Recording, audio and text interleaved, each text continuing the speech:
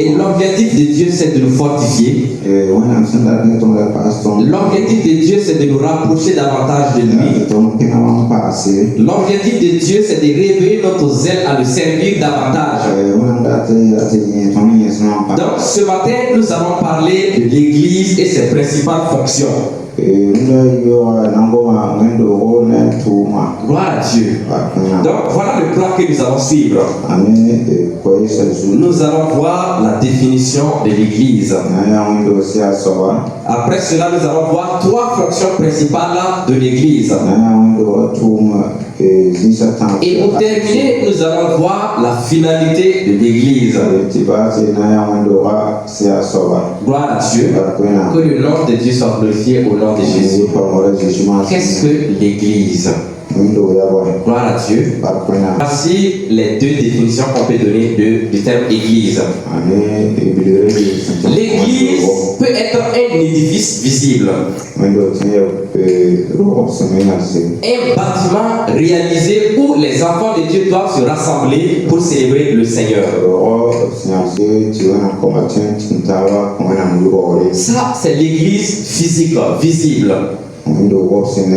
Mais spirituellement, l'Église, c'est le corps de Christ. Gloire à Dieu. Romains chapitre 12, le verset 5. Donc nous lisons ce passage. Romains chapitre 12, le verset 5.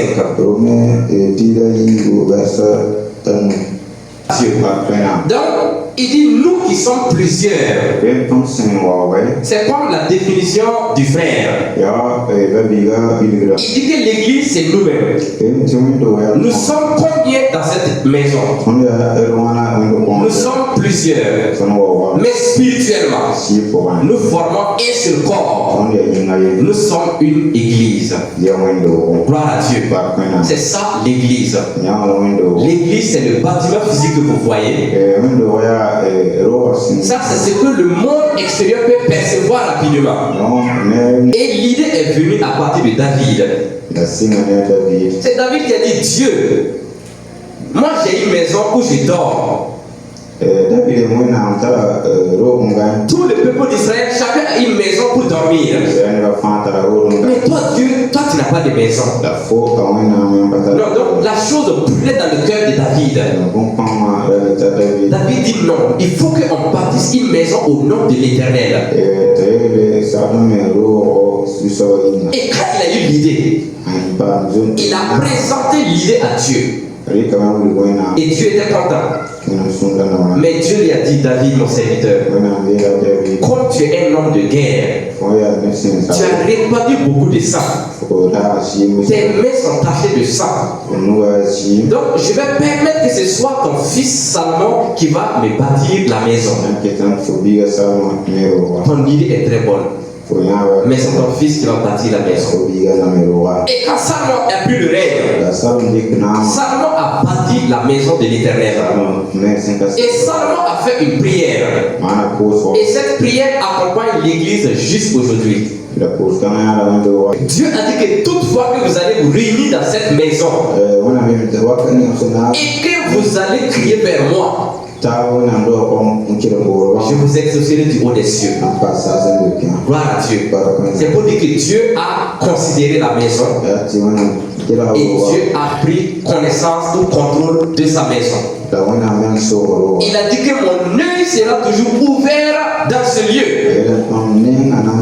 et mes oreilles seront toujours attentives à la prière faite en ce lieu. Gloire à Dieu.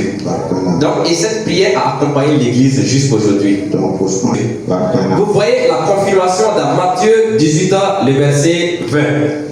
Là où 2 ou 3 sont assemblés à mon nom, je suis au milieu. Donc c'est les 2 et 3 personnes qui forment l'Église. Gloire à Dieu. Donc si nous connaissons ce que c'est que l'Église, nous pouvons déjà déduire quelles sont les fonctions principales principale de l'église. Qu'est-ce que l'église doit faire? Qu'est-ce que l'église ne doit pas faire? Qu'est-ce qu'on doit voir dans la maison de Dieu? Qu'est-ce que cet édifice doit faire? Qu'est-ce que ces 2 ou 300 rassemblés au nom de l'Éternel doivent faire? Qu'est-ce que nous devons faire? Gloire à Dieu. Nous allons le faire ensemble. Commencez à citer qu'est-ce que l'église peut faire. Si l'église c'est moi, si l'église c'est toi, qu'est-ce que nous devons faire? Après nous allons le résumer. La bonne nouvelle. Gloire à Dieu. Voici 3 fonctions principales de l'église. Nous allons les citer et rentrer dans les détails. L'église doit servir Dieu par une mission d'enseignement, d'évangélisation. Gloire à Dieu. L'église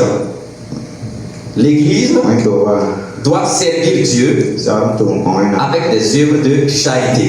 C'est-à-dire l'église doit résoudre les problèmes de la société. Gloire à Dieu. L'église doit adorer l'Éternel et demeurer dans la sanctification jusqu'à la fin des temps et jusqu'à la venue de Jésus. Gloire à Dieu. Nous allons prendre la première fonction. Gloire à Dieu. Matthieu 28, le verset 18 à 19.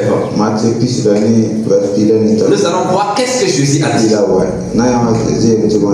Jésus, avant de partir, il a laissé la mission de l'église. Donc, Matthieu 28, le verset 18 à 19. Donc, c'est que, gloire à Dieu. Jésus, avant de partir, il réunit ses disciples et il dit: tout pouvoir m'a été donné dans le ciel et sur la terre. C'est pour dire que ce même pouvoir, je vous le donne. Pour que vous alliez et faites de toutes les nations des disciples. Et quand vous allez évangéliser et que les gens se répartiront, voilà ce que vous devrez faire. Quand ils seront réunis, enseignez-leur ce que je vous ai prescrit. Gloire à Dieu. Voilà pourquoi l'église doit enseigner. L'église doit évangéliser. Donc il y a 2 missions: évangéliser, enseigner. Évangéliser, c'est pourquoi? C'est donner la parole aux pécheurs pour qu'ils viennent à la repentance.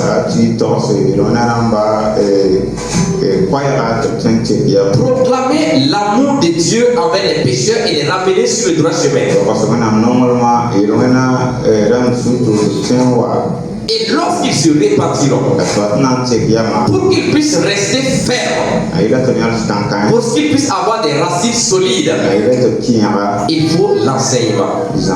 L'enseignement amène les nouveaux convertis à la maturité. L'enseignement amène les chrétiens à fixer des racines solides. Si nous sommes enseignés avec des racines solides, nous ne pourrons pas être emportés par des fausses doctrines.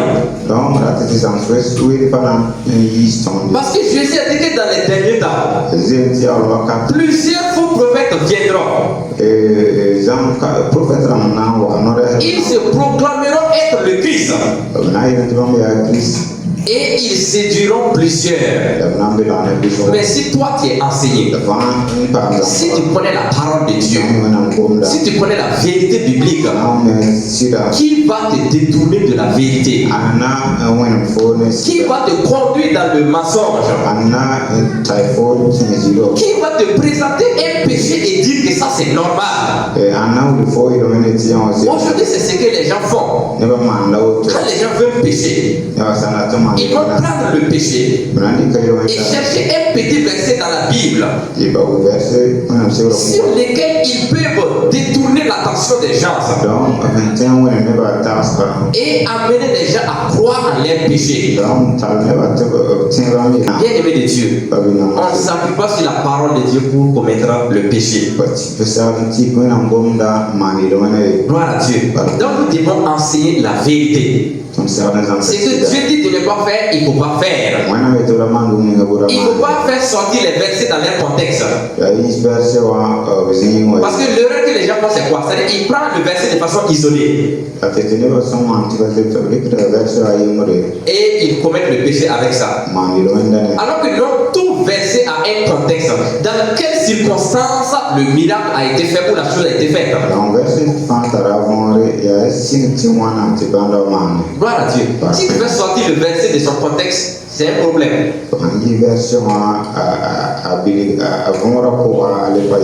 Gloire à Dieu. On dit qu'il y a un monsieur qui a reçu la parole. Il a l'habitude d'ouvrir la parole de Dieu. C'est-à-dire quand il veut lire la parole de Dieu, il attrape comme ça. Et puis il ouvre. Là où il tombe, c'est là-bas qu'il lit. Gloire à Dieu. Donc il a fait comme ça, il a ouvert. Et il a lu un verset. On dit que Judas jeta les pièces d'argent et alla se pendre. Il a fermé. Il a réouvert encore. Il est tombé sur un verset. Et le verset dit: toi, fais de même. Il est sorti prendre sa corde pour aller se pendre. Si on fait sortir le verset de son contexte, ça détourne carrément le sens et ça peut entraîner autre chose. Toi, fais de même. C'était dans quelle circonstance Dieu a dit: toi, fais de même. Donc tu prends le verset de façon isolée et ça t'entraîne des conséquences. Nous devons enseigner la parole de Dieu. L'Église doit enseigner. Et les chrétiens doivent être disposés à l'enseignement. Alors que c'est l'enseignement qui va vous permettre de résister aux attaques du diable.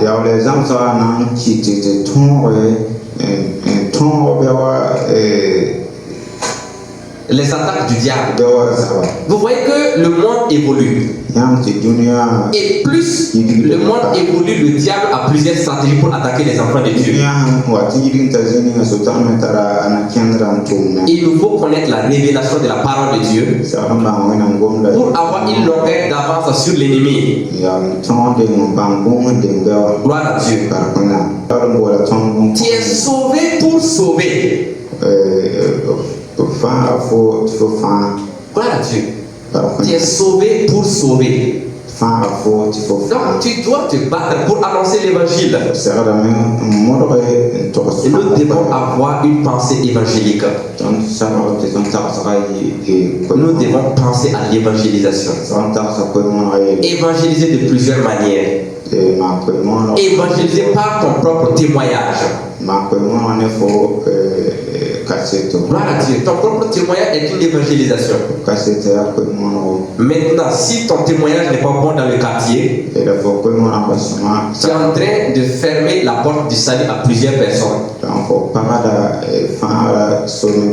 Parce qu'ils vont dire que si ça au début, là, moi je ne deviendrai jamais chrétien. Parce qu'ils voient ce que tu fais. C'est tout sauf quelqu'un qui est racheté, quelqu'un qui est sauvé. Gloire à Dieu. Que Dieu nous aide à accomplir cette mission au nom de Jésus. Donc l'Église doit se réveiller dans l'évangile et dans l'enseignement. Ça va amener un grand réveil. Gloire à Dieu. Deuxième fonction, l'Église doit résoudre les problèmes de la société. Pourquoi? Lisez Romains chapitre 8, le verset 19 à 21.